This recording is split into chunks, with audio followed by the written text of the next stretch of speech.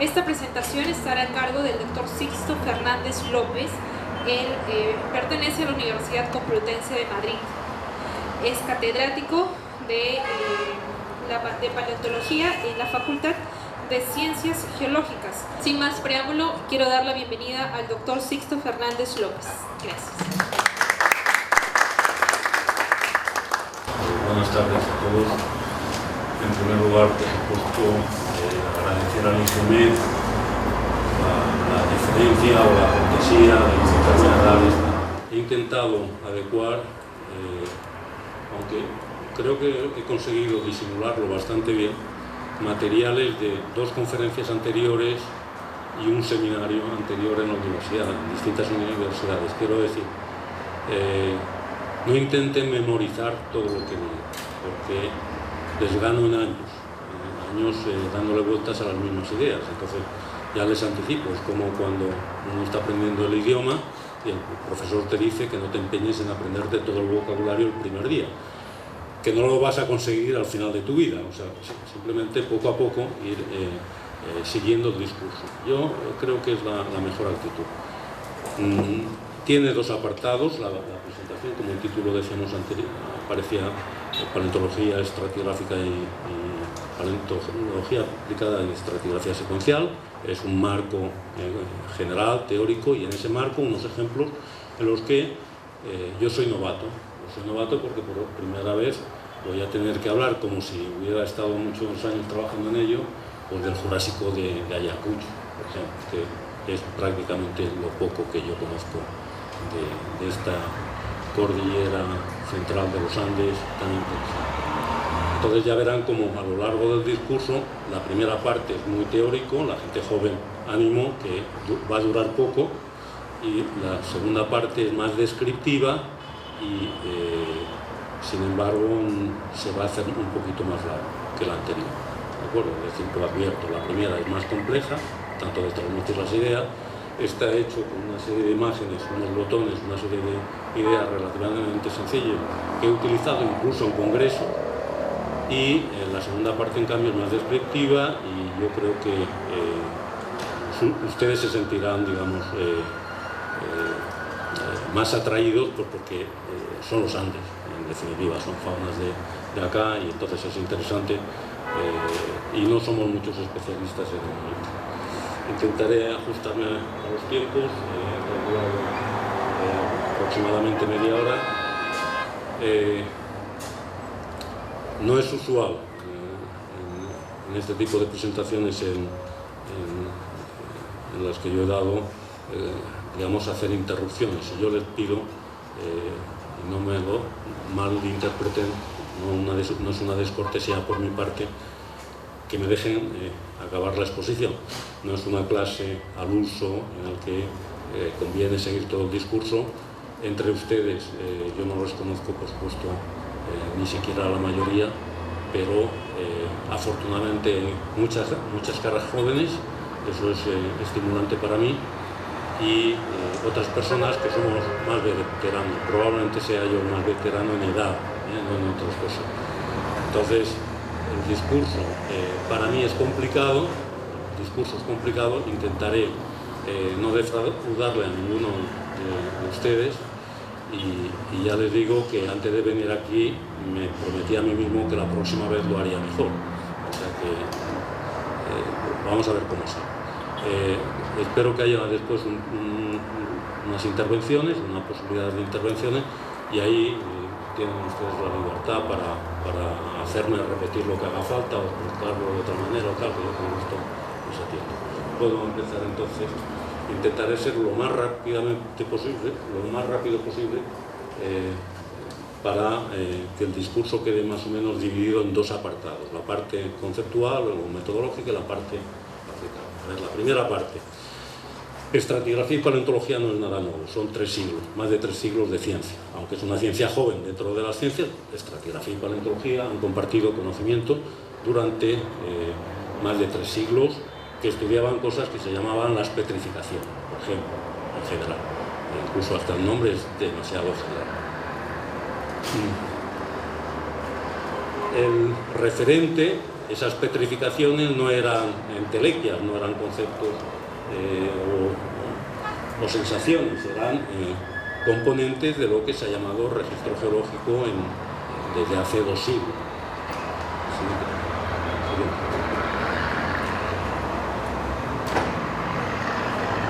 En la actualidad las cosas han cambiado y lo más importante no es el referente observable, las rocas, las piedras, los fósiles, todos esos componentes que llamamos registro geológico, que es una entidad material que podemos partir con el martillo, sino el objetivo último al que aspiramos todos son los paleoambientes del pasado. Y lo más atractivo es que esos paleoambientes a veces tienen millones de años. Eso es, no es ciencia ficción, pero es muy atractivo. Todas las personas, incluso desde las ciencias duras, ahora tenemos la paleontología de isótopos o temas en sedimentología con isótopos estudiados en sedimentos que nos permiten hacer esas referencias paleoambientales. Sin embargo, parece que entre ellas puede intercambiarse información y es positivo, pero no conviene hacer razonamientos circulares. Ese ha sido y sigue siendo un motivo de grandes razonamientos equivocados o razonamientos circulares. La evidencia material de la paleontología es el registro fósil, son los fósiles. La evidencia material de registro de la estratigrafía es el registro estratigráfico y son cosas distintas. Tan distintas que podríamos considerar el registro geológico como la suma de esos dos componentes, el registro estratigráfico y el registro fósil, independientemente. Es decir, son dos conceptos disociados. No estoy diciendo que sean dos objetos disgregables, sino dos conceptos disociados. Y de hecho, no vamos a entrar en, no ese es el motivo principal de la práctica, de la charla de hoy, pero hay fósiles reelaborados que representan a entidades biológicas y ambientes de distinta edad que el sedimento en que se encuentran. Entonces, el registro geológico puede tener componentes complementarios, en este caso el registro fósil y el registro estratigráfico son dos componentes disociables del registro geológico. En ese sentido, como ven ustedes, la referencia al registro geológico se hace con la evidencia del registro estratigráfico y estratigráfica y en paleontología con la evidencia de los fósiles. ¿Para qué? ¿Se pueden obtener lo mismo las llamadas interpretaciones paleoambientales que decíamos antes? No. Distinguidos los objetos materiales y los problemas e interpretaciones, vemos que, y ahí empieza lo novedoso, de los últimos 30 años la estratigrafía secuencial puede interpretar que el registro estratigráfico es cíclico. Todo el registro estratigráfico, por ejemplo, en este momento decir que el registro estratigráfico es cíclico, yo diría que no es novedoso ni en los libros de divulgación o de enseñanza. Sin embargo, no creo que encuentren ni un solo libro en el que diga que el registro fósil presenta ciclicidad. Todo lo contrario, todavía van a encontrar mayoría de libros que dicen que la fosilización es al azar o que el registro en general es al azar. No es, ahí es donde empiezan los problemas en cualquier caso.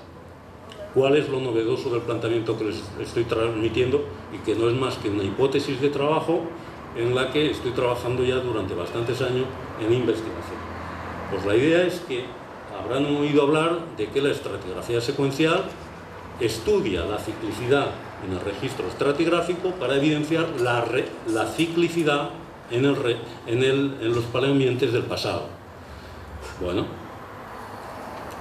la hipótesis de trabajo en mi investigación es los cambios paleoambientales, que no necesariamente estáticos, que han condicionado todos y cada uno de los cambios paleoambientales que han condicionado conducido a la formación de ciclos estratigráficos, también influyeron en la ciclicidad del registro fósil. Eso es evidente. Bueno, pues un paso más.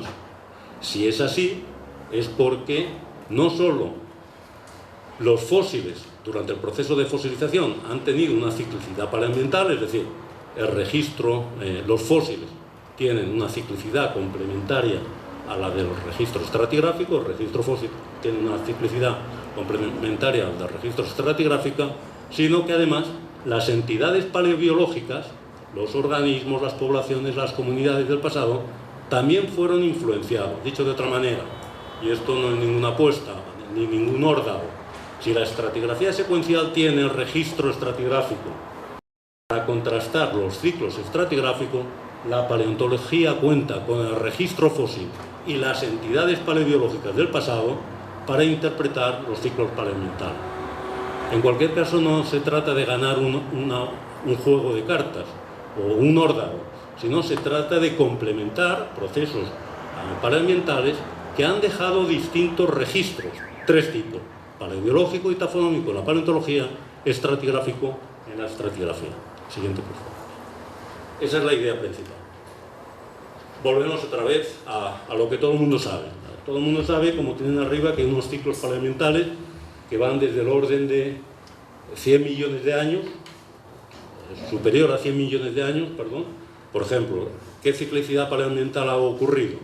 Pues estudiando la morfología de la distribución superficial de mares y océanos y áreas continentales, hay un episodio en el Permo-Triásico de máxima extensión de las áreas continentales, y por el contrario, durante el Fanerozoico ha habido dos episodios de máxima inundación. Uno sería el final del Cretácico y otro lo tendríamos en el Ordovícico silúrico. Bueno, esos serían los ciclos de primer orden que simplemente hacen referencia o están condicionados por el volumen de los océanos. Es decir, vamos a ver que hay procesos cíclicos de diferente naturaleza y diferente escala. El cambio en el volumen de agua de los océanos, la subsidencia termotectónica, la eustasia, tectónica local, la excentricidad, la oblicuidad o la precisión de los movimientos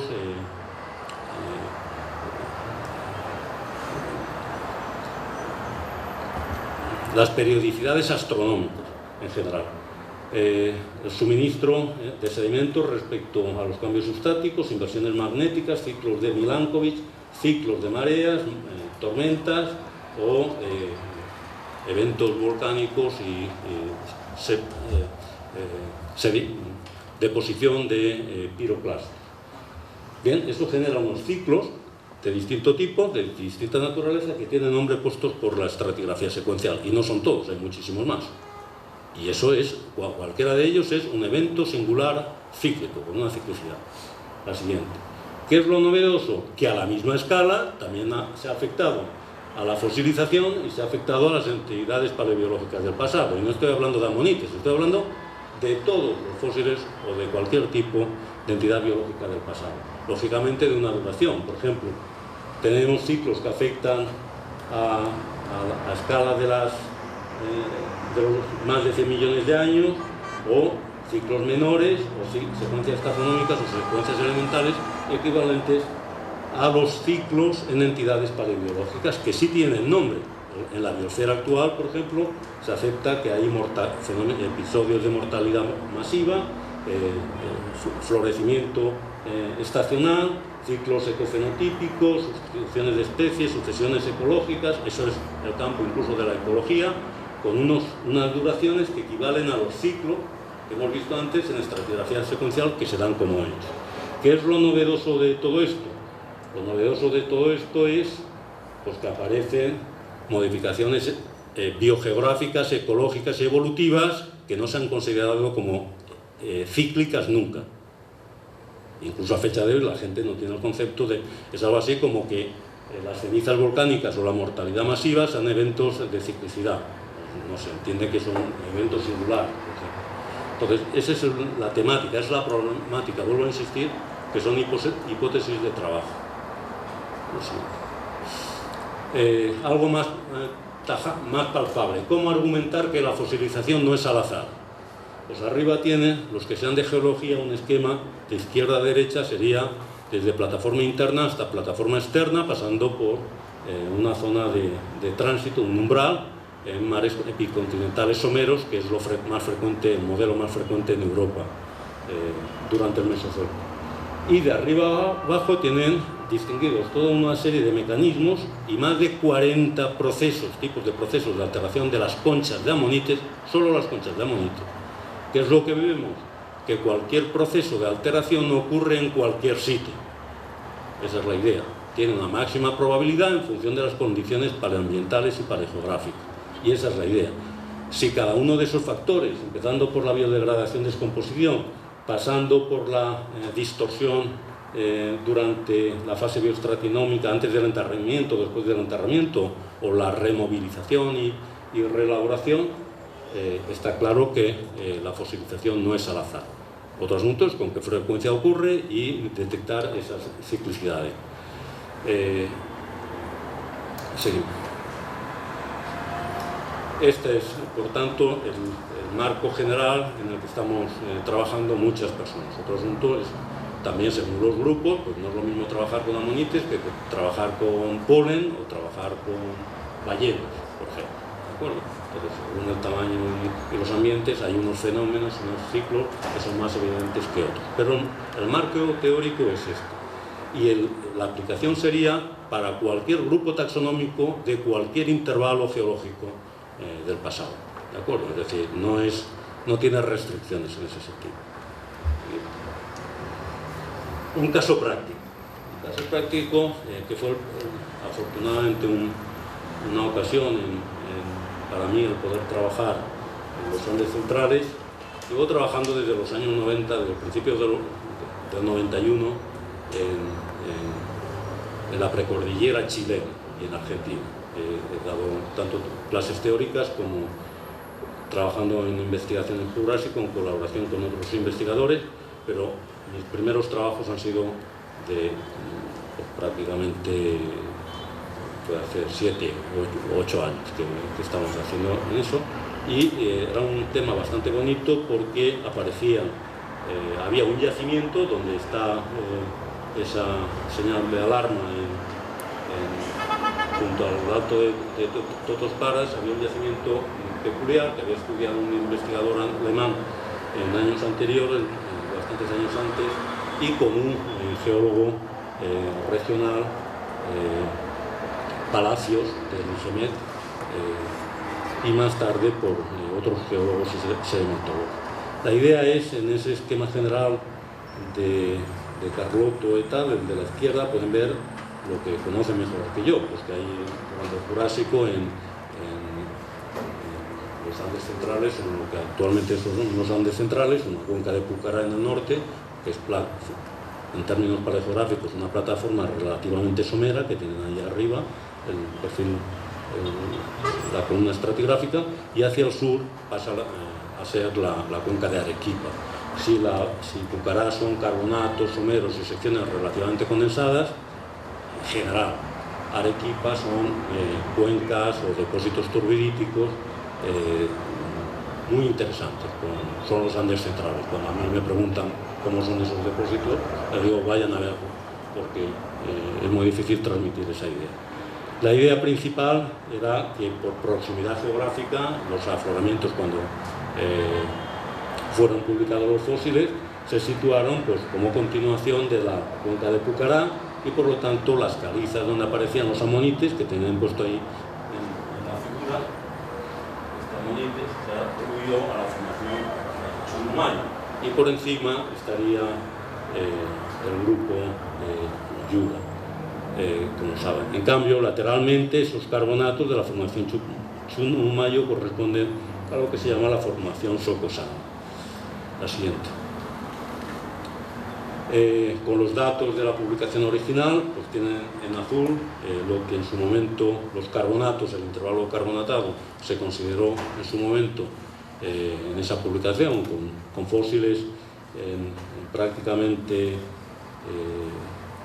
pues menos de 100 metros de espesor, se consideró como bajo océano superior. Tenía espiróceras en la parte inferior, leptofintes, megaesferóceras, etc. El término litológico inferior se consideró que era Chunumaya, que era la plataforma, digamos, más próxima conocida, y la unidad litoestratigráfica correspondiente, seguido de la formación Cachillos, que pertenecería ya al grupo Yura en la cuenca de Arequipa, en tono violáceo. La siguiente. Cuando nosotros fuimos a trabajar, el corte que está publicado, de hecho, está claro. De limitarnos ahí, hicieron falta 4 campañas, lo hicimos 2,5 kilómetros más abajo, y lo que eran 15 metros, lo que eran los 15 metros más fosilíferos en el primer corte y un máximo de 100 metros, terminaron siendo más de 1000 metros de bajo ciano. Y les diré, yo no diría que hay capas sin fósiles, en un solo piso. Entonces, eso ha impresionado incluso a la comunidad de especialistas en estratigrafía secuencial. Por ejemplo, que haya en los Andes centrales estos episodios, y además con el desarrollo de unidades que se pueden identificar con una ciclicidad, que eso vamos a ver. El problema fundamental que tiene la estratigrafía secuencial es que, supongo que sabrán, en esos 30 años, desde su primera publicación de los primeros modelos, se ha ido mejorando y perfeccionando, pero básicamente esos modelos del grupo Ixon se desarrollaron con diagrafías.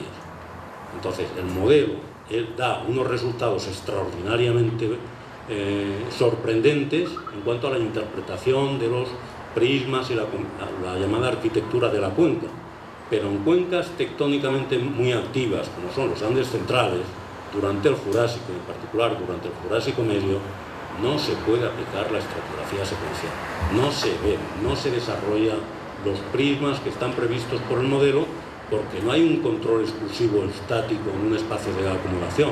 Lo más importante es incluso una sismicidad muy irregular y no homogénea, por decirlo así. Por ejemplo, lo que estamos viendo en esta región, eso podría corresponder al tránsito entre la plataforma en general y la cuenca en general, pero en sí mismo, si hubiera que caracterizarlo, el tramo carbonático en el mejor de los casos sería el talud, y los tramos más lutáceos ya sería cuenca.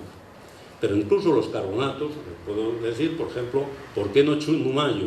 Y en principio yo iba con geólogos peruanos, o con un geólogo peruano que había hecho una tesis, yo diría brillante, incluso una tesis brillante, una tesis de licenciatura brillante, y se sentía incómodo porque eso yo no le llamaba Chuntumayo. ¿Qué es lo primero que empezó a sorprender? Pues que esos carbonatos eran fundamentalmente facies de Bositra, por ejemplo. Entonces, las facies de Bositra en plataforma somera no existen, ya está. Y de los últimos trabajos que se han publicado, por ejemplo, se habla de las facies de Bositras a las facies de radiolaritas. Es decir, no solo no son someros, sino que dentro de cuencas son tipos de facies de bajas tasas de sedimentación. La siguiente, por favor. Y ahí tienen los 3 intervalos que ocurrieron. Dicho de otra manera, el azulado, el tramo carbonatado, es lo que se llamaba Chuntumayo, y se suponía que era la continuidad, los últimos afloramientos de la plataforma de Púcara. El violeta y el verde son tramos fundamentalmente lutáceos, muy calcáreos, algunos si se hacen calcimetrías son fundamentalmente carbonáticos, y eso se había confundido, incluso cartografiado como cachíos, un cachíos del Bajociense superior. No, bueno, no es posible. Incluso en los modelos que ustedes mismos han aceptado en geología regional, porque cachíos es una unidad característica y separada por discontinuidades del caloviano. ¿De acuerdo? Entonces no podía ser cachíos, eso es otra cosa. Y optamos, después de mucho debate, de considerar solo que eso seguía siendo los 3 intervalos Socosani, la formación Socosani, con un intervalo lutáceo hacia la parte superior. Eso es un tema litoestratigráfico, lo que yo no he hecho porque entiendo que no es la solución, y lo que es más es una falsa solución, es decir, que el intervalo lutáceo es cachíos. ¿De acuerdo? No es el cambio lateral. Cachío no se formó en el área tipo cuando se estaba formando los depósitos que están superpuestos a esto, que es la formación puente. ¿De acuerdo? Entonces, esa es la problemática. ¿Cómo lo hemos resuelto? La gran paradoja. Todo el debate en términos de estratigrafía secuencial y litoestratigrafía por los amonites. Punto. ¿Para qué sirven los amonites? Para demostrar que la litoestratigrafía no es correcta. que se ha aplicado a una región. Ya está. Y esa es la aplicación más inmediata, lo que se ha hecho durante siglos. Pero los jóvenes, y me incluyo en eso, entendiendo por jóvenes, los que estamos haciendo geología en la actualidad, no los del siglo pasado, nos interesan otras cosas. Nos interesa la dinámica de sedimentación, nos interesa el paleoambiente, nos interesa la sismicidad, etcétera, además de la edad. ¿De acuerdo? Siguiente, por favor. Ahí tienen rápidamente para avanzar. Ese es el aspecto que tienen terreno los carbonatos de la formación Socosani, el término inferior. Siguiente, por favor. Siguiente. Hay una ciclicidad a escala de métrica, con unos ciclos de profundización-somerización. La siguiente. Cada uno de esos son depósitos de turbidez. La siguiente, depósitos de fondo. Hay deformación plástica sin sedimentaria de las capas, deslizamientos. Eso es un talud, probablemente, en la parte superior. No son tempestitas distales, no son turbiditas distales, no es Chunumayo y, desde luego, en cualquier caso, eso es Socosani, más o menos afectado por una sismicidad. La siguiente. Empezamos con la taxonomía, aunque solo sean algunos flashes, algunos puntos. ¿Qué nos puede decir la fosilización de los amonites? Pues, por ejemplo, en las turbiditas así van a encontrar los amonites. Pues los van a encontrar como concreciones, como geodas, conservando parcialmente volumen y forma y rellenados por cementos carbonáticos más recientes en el núcleo. ¿Eso qué indica? Pues son depósitos expandidos, son depósitos de alta velocidad de enterramiento y las conchillas no tienen tiempo para rellenarse hasta las vueltas internas. Entonces, mi primera prueba de que los carbonatos, que esto es lo que se había llamado Chunumayo, no eran someros, no eran de baja tasa de sedimentación y secciones condensadas formadas lentamente durante mucho tiempo, es que estos carbonatos se habían formado por enterramiento rápido o por sedimentación rápida, separadas por discontinuidad. Es decir, eran depósitos de tipo turbidítico o corrientes de fondo. La siguiente. El primer término lutáceo inferior, la siguiente, que contiene grandes concreciones, equivalentes a las concreciones que han aparecido y muchos de ustedes conocen en otras áreas, la siguiente. Pero esos son carbonatos de la plataforma. Estos no tienen muchas bositras, tienen algunas, pero estos podrían venir, estas concreciones, las anteriores podrían venir de la parte alta del talud o incluso de Chunumayo. ¿De acuerdo? Son laminadas, incluso podrían tener desarrollos microbianos. Esta, la siguiente, por favor. Luego, conforme uno va avanzando en términos lutíticos, lutáceos superiores, aparecen concreciones ferruginosas, la siguiente. En esas concreciones ferruginosas, la siguiente, vamos topográficamente de arriba a abajo, pero estratigráficamente de más antiguo a más reciente. Lo más antiguo está arriba, lo más reciente está abajo. Y tienen en un tramo bastante lutáceo ya una alta concentración de concreciones carbonáticas, la siguiente, que en el interior partiendo están huecas y lo que pueden ver es que los amonites tienen un molde externo, pero no tienen molde interno. Lo mismo. Cuando no ha habido compresión rápida, el molde externo mantiene su volumen y forma y se pueden sacar réplicas de látex. Uno piensa que tiene el amonites completo y perfecto, pero ese es el estado de conservación. Es la misma concreción partida y rota, en dos partes, mostrando la parte externa y la parte interna. La siguiente. Otros amonites que ven ahí son concreciones o son elementos reelaborados, tan reelaborados como luego veremos y heredados en segmentos más recientes, algunos olistolitos en la parte superior. Siguiente. Ahí lo tienen, estos bloques, este de aquí y este de aquí son olistolitos en la parte superior del término lutáceo por debajo de la formación puente. Es decir, son olistolitos de decenas de metros de espesor, esos puntos. Pero lo más importante que pudimos mostrar en algunos de los olistolitos en esta porción es que están en sedimentos más recientes, el olistolito es bajo océano superior, pero están en una zona más reciente que el sedimento que los compone. Dicho de otra manera, el desplazamiento de los olistolitos es durante el bajo océano superior. Esa es la idea. Lo siguiente. Y eso es la actividad durante el bajociano superior, y ahí lo ven, el término lutáceo de la formación puente siguiente. Cachíos está por encima en la siguiente quebrada, ¿de acuerdo? En la parte superior. Y lo que estamos pisando, si estuviéramos en el campo, no es Cachío, y hay cientos de metros de bajociano superior. La siguiente. Localmente, pues en el campo aparecen moldes conservando su volumen y forma. En general, como ven ustedes, la mayoría son vueltas externas, las últimas vueltas conservadas, no núcleos, y llegan a conservar su volumen y forma, pero está seleccionado. Como es lutáceo, la mayoría están comprimidos y la mayoría no están rellenos, están en el interior, pero los moldes internos más completos están en el intervalo de máxima condensación sedimentaria. Es decir, si esto es un ciclo de profundización-somerización, nos va a dar idea de las tasas de sedimentación. La siguiente.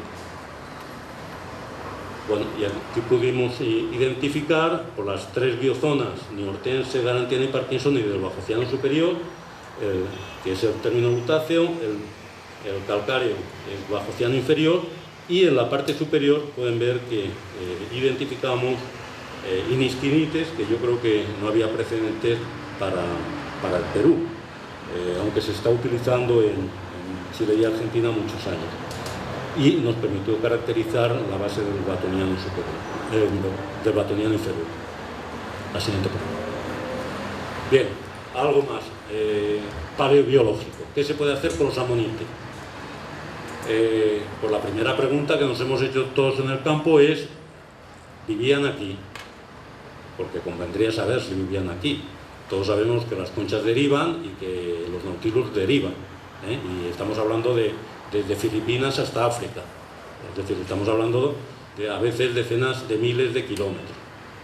Entonces, si eso ocurre, no es un tema menor, no es un factor menor a la hora de considerar el significado o la importancia de los fósiles. En el caso de los amonites, mi propuesta, sigo manteniéndolo, es que es un fenómeno muy frecuente. La deriva necroplanctónica de las conchas de amonites fue muy frecuente.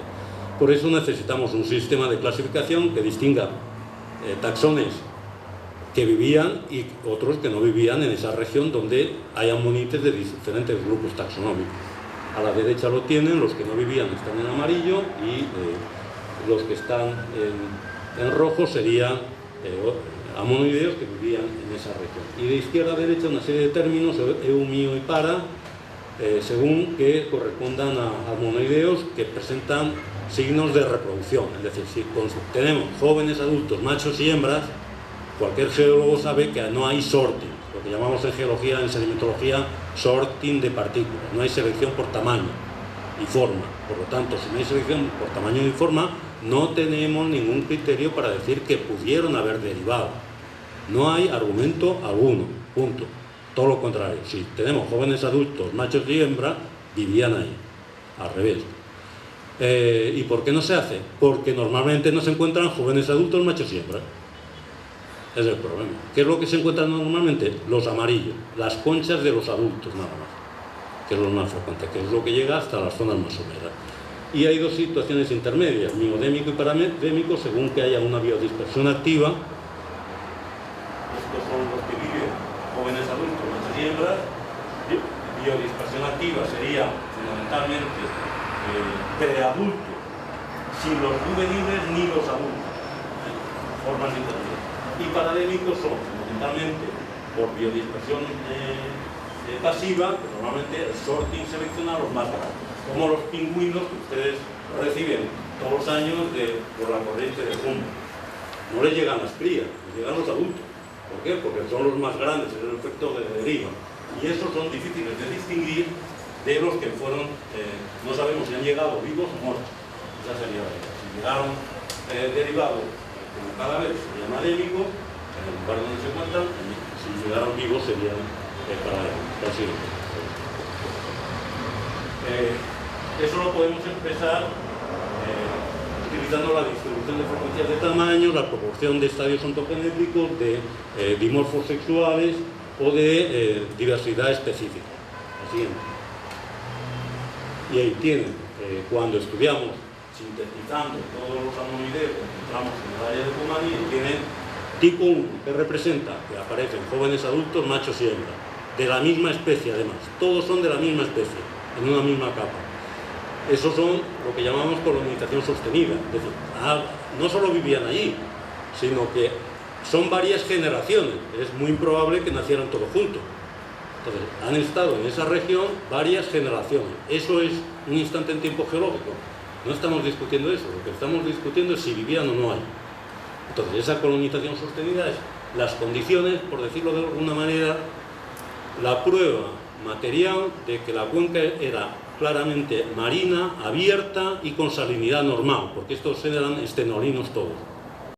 Si tenemos organismos estenolinos, ese es el episodio de máxima comunicación de la cuenca. En cambio, en los inmigrantes serían episodios en los que llegan preadultos, fundamentalmente, o llegan adultos por biodispersión pasiva.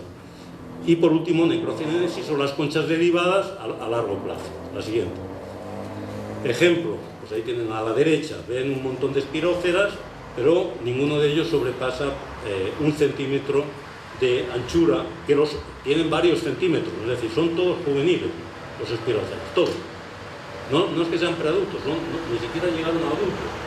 Y a la izquierda lo que tienen aquí, esta es una macroconcha, este sería una hembra, este es un macho, y estos son los núcleos de distintas formas. Eso es todo de la misma especie, jóvenes adultos, machos y hembras. Esos son los megasferóceros. La siguiente, por favor. Ejemplos de inmigración. Ahí tienen leptofintes, plestofintes, que fueron los que publicaron la publicación original, pero a la derecha tienen proscisfintes y vermisfintes, que han sido citados por primera vez en este trabajo. La siguiente. Otras formas, por ejemplo, estos son aploceratáceos y aquellos de allí son filoceratáceos, es decir, filóceras y aplóceras son formas oceánicas, por decirlo así, que alcanzaron estas zonas probablemente por inmigración pasiva. Lo que tienen ahí no es que sean juveniles, sino muchos de ellos son vueltas internas, son núcleos. Sí. Y como consecuencia de esta distribución, además de los caracteres tafonómicos y sedimentológicos, podemos interpretar un ciclo que tienen representado ahí de las llamadas fases transgresivos-regresivas de segundo orden durante el Bajociano Batoriano. ¿Qué representa ese pico de máxima profundización? La máxima profundización de la cuenca durante el Jurásico Medio. No hay episodios más antiguos en la cuenca de Arequipa. Es decir, al margen de la ciclicidad, al margen de la tectónica, al margen de los olistolitos, al margen de los deslizamientos, al margen de las migraciones, al final, con el patrón de distribución de las poblaciones de ammonoideos, somos capaces de identificar profundidad relativa. Y en definitiva, pues esa es la idea. Hay además de unos fenómenos de colonización e inmigración que habitualmente no se estudian en ammonoideo, se hace estudios de morfología funcional y otros aspectos muy interesantes, pero no desde este punto de vista. La principal conclusión es, y vuelvo a lo que decíamos antes, la fosilización no es al azar, la fosilización de las conchas de ammonite. Precisamente, como no es al azar y está condicionada por la ciclicidad paleoambiental, no solo podemos evidenciar la ciclicidad paleoambiental, sino contrastar la ciclicidad del registro estratigráfico. Y esa es la idea. Ahora resulta que muchas veces, estudiando la conservación y las asociaciones de ammonites, somos capaces de contrastar la ciclicidad de la estratigrafía secuencial que se ha hecho con criterios sedimentológicos o de segundo orden. La importancia que tienen es que a menudo terminan siendo los ciclos de los picos, los episodios de máxima profundización de la cuenca, por ejemplo, no durante todo el Jurásico, pero al menos durante el Jurásico. Y debe ser ya hoy. Un poco más, disculpas. Nada más. Muchas gracias.